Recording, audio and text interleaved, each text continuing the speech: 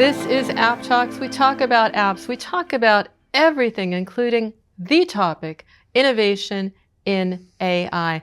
I have to say, personally, thrilled because I know the backstory of my guest, right? I have Asaf Yanai. You are co-founder, CEO of Alison. We've known each other for a long time, but you were in AI before it was cool. What was it, 2020? It was 2020, yeah. We started in 2020, before it was cool, before it was slightly doable. Doable. Back then, machine learning was the main term, not AI, and then everything changed.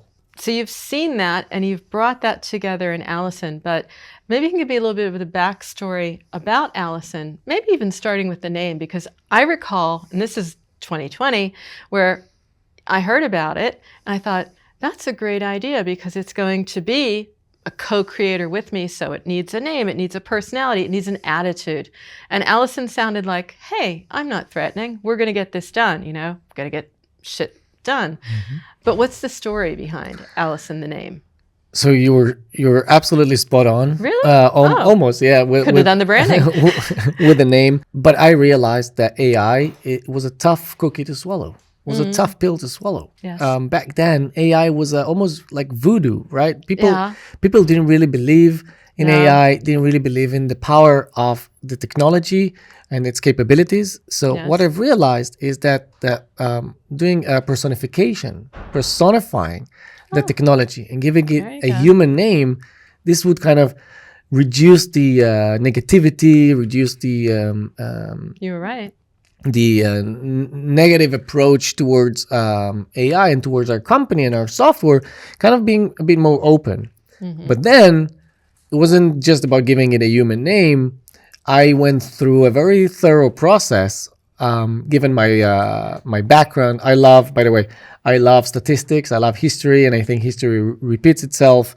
And if you look at the big brands and what's memorable, what's not, what's being positioned, what's not, then you can really spot the patterns, understand how does a recognized brand really looks like. And how do they resonate? Exactly, and how does it resonate with audiences? So the first thing I've realized, it has to be a human name. The second, a female name. Why? Yeah. Why? Because we get shit done. Because you get shit done, exactly. But also, believe it or not, that female names has less rejections. Less objections. It's more favorable in the human brains. Interesting. And then it wasn't just about a female human name, but also how can we have I in it. I saw A as the first letter. Yes. Because brands starting with A are more memorable. A is the first letter. It's the triangular shape. Yeah. So it's very memorable. And then from there, it's having A and AI within the name and finding a name with as less negative connotations online as possible. Mm-hmm. And I looked through hundreds of different names. Alexa was taken, but I looked through hundreds of different names, and I realized that Alison resonates better. It has a good affinity, less rejections and objections, no negativity online. Then came Alison. There you go. And here we are. We fast forward to this and where we are in AI. And you didn't just do something with AI. You made it possible to understand the why of why something in creative works. I mean, I don't know, did you go as far, because you're the type of person, Asaf, did you go as far and go deep into the taxonomy, get the elements? I mean, there's probably something like a roadmap / blueprint of this. You're not going to share it. That's not your job. But what do we have access to now in Alison that we didn't? So absolutely. I think when early on when we started, we realized that the why, like you said, this is the most important thing. And the why is hidden. The why needs to be uncovered. Yeah. And if you only look at a surface level, like logos and icons, colors and CTAs, this would never yield the optimal result. This would never move the needle as strong enough as a deep analysis. So we came up with the taxonomy with those features that are actually impacting performance. And we started identifying them using AI. And then it grew. And I can tell you that today, our taxonomy has more than 12.5 billion different tags. Billion. Not million. Billion. No, yes. Whoa. And I hit it. I was like, oh, you didn't do that, did you, Asaf? And yes, you did. You went completely to an extreme to really go into taxonomy. I mean, I think it'd be fascinating. I'm not going to say, tell me about them, but, marketers, I have a feeling sometimes when I'm interviewing them that they overthink and that there are things that matter that are so simple they're overlooked. So in that taxonomy, you have all the elements. So that in itself is gold. But give me an idea as the surprises in there or the low-hanging fruit, because we're talking about Alison where you really understand the elements, but you understand the combinations as well. So share a couple. So I think the most important thing is to understand that it's not just features. Mm-hmm. It's features plus platform, plus audience, plus type of devices, plus type of promotions, and so on. So it's not enough just to look at the features and say, okay, the logos matter. Because they might matter and they might matter less, depend on the platform, depend on the audience, etc. What we're trying to do at Alison, and I think we're doing it quite successfully, is again, not just looking at the features as a singular source of truth, but correlate different features as a combination and match those to audiences and platforms. And what we've realized, I'll give you an example. What we've realized is that different platforms, Meta, Google, TikTok, etc., they're prioritizing and sometimes even penalizing, penalizing creatives with, let's say, a logo on the top left corner, rather than a logo on the top right corner. Why? What would be the logic to that? So we don't know why those platforms penalize or prioritize different types of features being placed in specific areas within the creative, but we know that this is happening. And because we know that this is happening, we can really take action and we can really try and turn it around. Turn it around, exactly. I have been hearing that from marketers. They've been saying, you know what? Certain things they just don't get shown. And why is that? And that's because the platform is like the gatekeeper in this. Is there something in that combination that marketers have more control of than maybe we think they do? Or perhaps working with AI, they will have control over it, because you don't want to just leave it to the platform. Exactly. I think combinations has two aspects. One is identifying the right combinations, and then the second is actually producing or iterating a creative with those combinations. So the first thing is understanding what combination works, again, for each platform and each audience and each type of promotion or each type of optimization goal.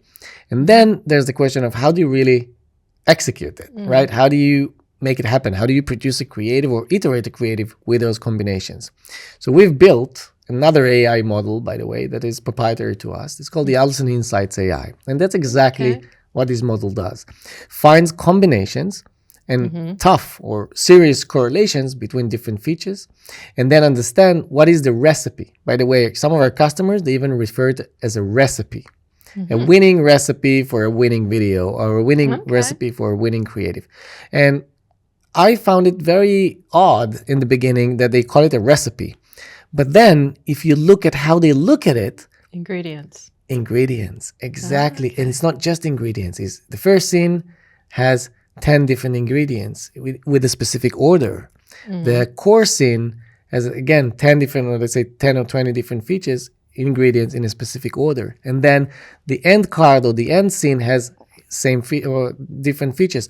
So if you look at it as a like a recipe for a winning dinner or a winning meal, then it all makes sense. And instead of looking at it as random lists or random features, you can really come up with the right recipe for the right creative and the right platforms and audiences.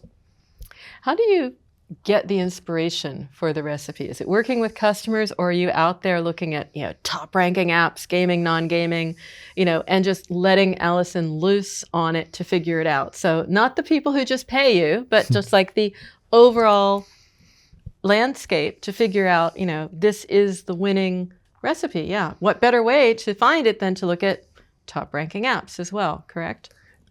Yes, that's one way to look at it. Basically, we're not just looking at our customers' creative and our customers' apps, like you said.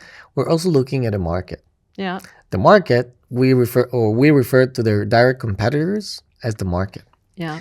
And what we've realized is that there's a lot of data hidden within creatives in the market. And if you try to decode or unveil those types of features and those types of data sets hidden in your competitors' creatives, and you run a gap analysis between your creatives and the market, then the magic really happens, and then you can really find the gaps, and those gaps are the missing pieces within the recipes that they're already using or they used to use before using Alison. So that's really fascinating because it's a totally different approach. Normally it's like a checklist, but if you're finding gaps and you're just finding those miniature blue oceans, the miniature places where a little bit means a lot. How exactly do you work with the app companies, the app owners, the app dev? And I'm wondering to what extent also is maybe some of the AI and modeling and that to sort of streamline that as well, because some people don't know what they want. Honestly, it's just like, make it big. You're right. A lot of companies think they know what they want. Yeah. And they think they know what they need. And others, they simply have no idea, no clue, and they want you and the AI to tell them what to do. Right. So there's two ways of looking at it. I like to look at it from the workflow perspective. It's not just analyzing creatives and finding those recipes. It's how you manage the entire creative workflow from start to finish. Mm-hmm. So it actually begins with the analysis of the customer's creatives being transformed or translated into the gap analysis between their competitors, and then the recipes are actually coming to life. And one of the things that was really important for us to do very early on is to make our AI models completely agnostic. Okay. Agnostic to the type of app, B2B, B2C, e-commerce, fintech, travel, gaming, casual gaming, casino, anything, right? First, make it completely agnostic. Two, we're also agnostic to the KPI. So the model doesn't really care if we're optimizing towards CTR or ROI. A KPI is a KPI. Right. And once we understand the KPI, we can modify and we can optimize towards this KPI. So the understanding of one is how we look at creatives and how we look at the market, then how we understand KPIs, then the customer doesn't really need to know what to do because all the data will be visualized and surfaced for them. So they can look at the data and then take action rather than come up with an hypothesis that might be completely wrong. Yeah, because you would be telling them the elements that work and they're like, okay, so then I need to implement this. That's not the way you're doing it. Exactly. And what we've learned is that it's not just understanding of what's working and what's not working and those insights and recommendations. They're struggling. There's a big challenge with actually producing creatives once you understand what you need to produce. Do you take care of that? Absolutely. So once you understand the why, with those insights, there's still a process. The creative production process typically starts with a brief, followed by a storyboard, and then with an actual video or a creative. Right. This process is extremely heavy. Yes. It takes a lot of time, a lot of money, a lot of human power, manpower to actually do it. And one of the very first things that our customers really ask us for is, can you also take care of this process? Can you make that? Yes. Can you take those data points, those insights, those recipes, and bring them to life for us so we wouldn't have to do it? Plus, no room for error. If the AI is doing the analysis and the insights and the AI is also taking care of the production, there's no room for error. It's the same seamless process and it takes fraction of the time and fraction of the cost. So this is exactly what we did. We've built another proprietary AI model that engineers prompts. Based on those recipes or those insights, we engineer prompts. Then we use those prompts to actually generate the briefs, the storyboards, and the video. I did see insights. When's prompts? When did that come about? So this is fairly recent. Okay, so it's not just me. Yeah. It's fairly recent. It's less than a year. Okay. But the prompts are a means to an end. Yes. Meaning the prompts are not visible to our customers because it's code. Exactly. It's not text or language. Okay. What we've also realized is that when we try to take raw insights or data points and transform them into prompts, we're missing connotation, we're losing context, we're losing relevancy, we're missing a lot of data in the process. Yeah. So we figured, or our CTO figured, that if we take raw insights, raw data points, and transform them to code without moving or translating to text or language, we're not missing anything. This is faster, this is a lot more accurate, and this has far, far better results. The results are between 50 and 200 times more accurate and more on brand, let's put it this way, or according to the brand guidelines, than any typed in prompt. And we've experimented with tens of thousands of different prompts. Probably have a load of case studies. Have you also delved into like the why of how it works for them? Maybe there's one you could share. Absolutely. We also found out that in some cases, the same creative in the same platform with the same campaign, just different optimization goal, behaves completely different. And we've realized, I'll give you an example, for some odd reason, Facebook prioritizes when the logo is on the top left corner, and TikTok prioritizes creatives with no logo at all. For exactly the same app, for exactly the same genre, for exactly the same vertical, exactly the same creative, just slightly different version of it. So you have me thinking, you have that compass that can direct and help people to navigate their campaigns. How much of this are you making freely available? I mean, how do I engage with Alison and benefit from it? Or how much are you giving away for free? So we're trying to give away for free as much as we can, I'll be honest, because we would like to be the educator in the market. You certainly could. Yeah, and we would like to share as many case studies and as many data points and as many research or market research as possible. However, if you use our SaaS platform, then this entire thing becomes a sandbox, a playground that you can play around in between the different platforms, between the different whys of optimization goals, placements, type of delivery, even within media platforms or social platforms. And then you can really get the understanding of the why. When you start tweaking and playing around with it, then the aha moments come, and we hear our customers saying that they thought they knew. But now they realize that they knew nothing. What about your customers? Who should own this in the organization? You know, there's always that discussion. It's art, it's science, it's product, it's marketing, it's the whole team. Everybody owns the user experience. It goes on and on and on. But who should actually be working with Alison, working with these insights? How to do it in such a way that it benefits the organization?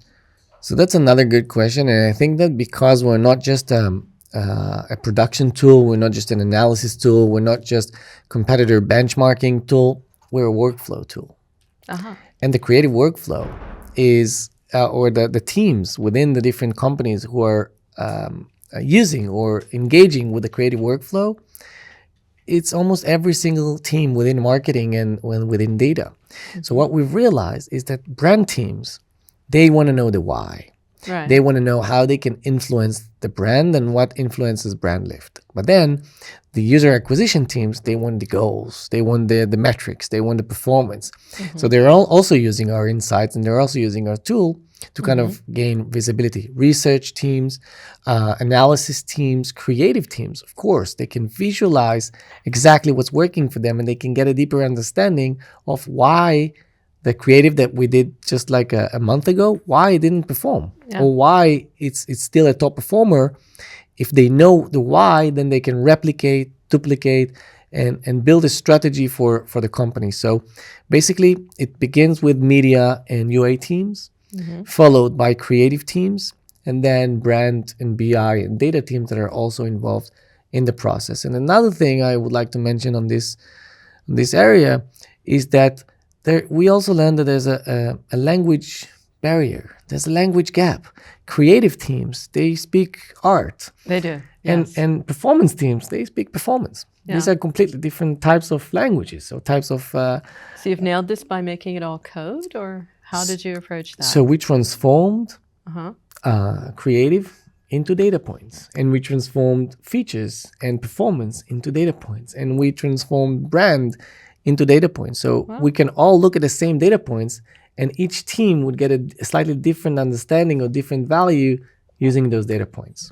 I mean, that itself is a huge, huge accomplishment. Is that what you're the most excited about at Alison? So what I'm most excited about is reinventing marketing in a way, or reinventing how companies look and handle and go about their marketing activities in general. But I think if we go slightly deeper than this, what I think is really interesting for me, and again, we hear it a lot from customers, is that they had no idea that these things are possible. And AI, it's still an infant. It's still a baby, right? It's still in the beginning. Imagine what we could achieve in a year or 2 years or 3 years' time.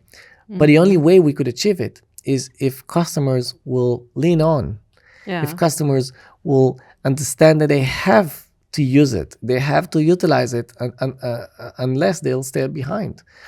And I think that this customer traction, or this customer engagement that we're getting, and this customer trust is the catapult. And this is what driving us forward, understanding that we need to come up with a better technology and better ways of alleviating all of those headaches, and provide those companies and those teams with the best tools and the best resources for their behalf. And I can tell you that we've been able to save 50% of the marketing budgets and production costs for almost all of our customers. Now imagine what's 50% decrease in your marketing costs. Yeah. While increasing your what's the uplift look like? Yeah. While increasing your top line revenue by between 200 and 300%. So this is an efficiency gap.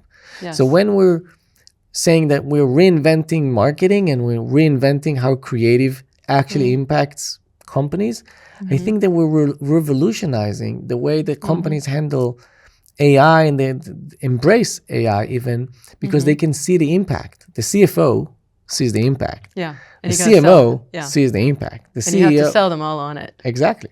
And it's what you're doing when you're a platform and not just a point solution. Like, I'm going to do creatives real fast and you'll get 1,000 in a minute. It's not actually a speed game.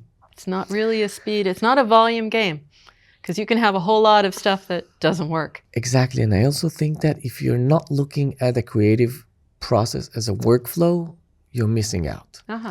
Because if you're only automating production, then what are you producing? True. Based on what? More stuff that doesn't work.